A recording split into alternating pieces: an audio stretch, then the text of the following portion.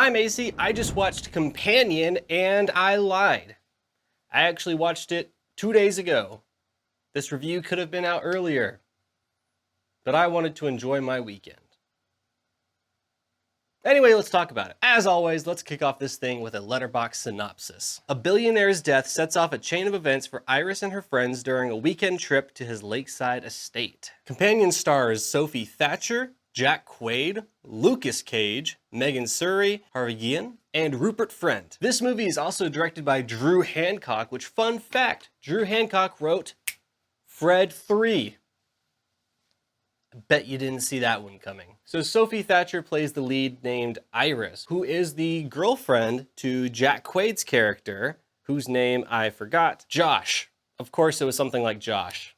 It's always a Josh, isn't it? And like we discussed earlier, these two go to a friend's getaway at a billionaire's estate. The billionaire dies and chaos ensues. I only ever saw the first teaser for this movie, and it really had me hooked, especially when the little title card popped up in the teaser from the creators of Barbarian. That movie was insane. So Maisie, if you haven't seen the movie Barbarian, you don't need to see it for this movie, but that's a wonderful horror movie that you should check out at some point.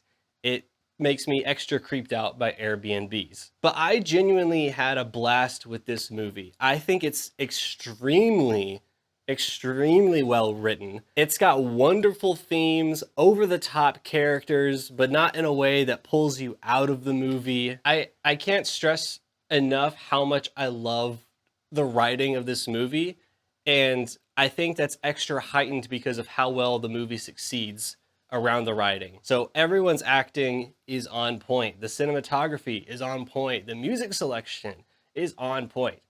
I love everything about this movie. I wrote in the Letterboxd review after the movie, just kind of like my immediate thoughts and everything, and I said something along the lines of, whenever the film bro video essay people start releasing all of their videos about the writing of Companion, I'm gonna be binging every single one of those. Genuinely, this movie has a lot of really great payoffs, really creative twists and turns that aren't necessarily like something that you wouldn't see coming, but they're rewarding. I really appreciate the fact that this movie doesn't treat the audience like it's somebody dumb. The movie feeds you just enough for you to come to your own conclusion and piece some things together. I'm making this more of a bigger deal than it actually needs to be. This movie isn't like a mystery thriller or anything like that. I mean, it is a thriller, but it's not like a mystery thriller. We're in an interesting time where streamers like Netflix have agendas where characters are to be written in a way so that people can just have the show on in the background and fully understand what's happening. So for example, my wife and I recently were watching a show called Exo Kitty, which I guess is a spinoff of To All the Boys I Loved Before, something like that. And all of the characters just vomit exposition and exactly what they're doing, so that if you aren't watching the screen, you're completely caught up. They say exactly what they're doing, what they're thinking, how they find out something. It's exhausting. So I don't know if it's like a recency, just like media bias or something, but Companion was a breath of fresh air, but I also think it's just that good. I really do enjoy this movie. Another thing that I really like is the aesthetic of the cinematography, if that makes sense. I don't know if that will, so let me try my best to explain. Anybody can shoot a movie. Anyone can point a camera at something and shoot a scene. Everyone can get their cover footage, right? So they can get someone talking to someone else, keep the camera still. I really appreciate what this director and the cinematographer are doing with this movie.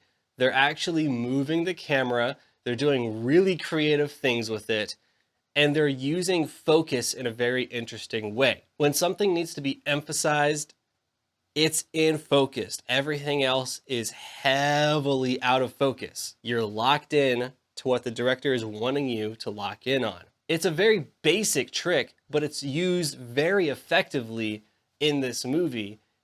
And again, it's a little thing, but it's enough for me to be like, I love it. I really appreciate that. I don't really have too much to say about this movie other than I liked it. It's not a horror movie. It's very funny. It is a thriller. It is violence. It is violent. Yeah, that's what I meant to say. Yeah, I literally can't think of anything else to talk about this movie. I genuinely just, I had fun.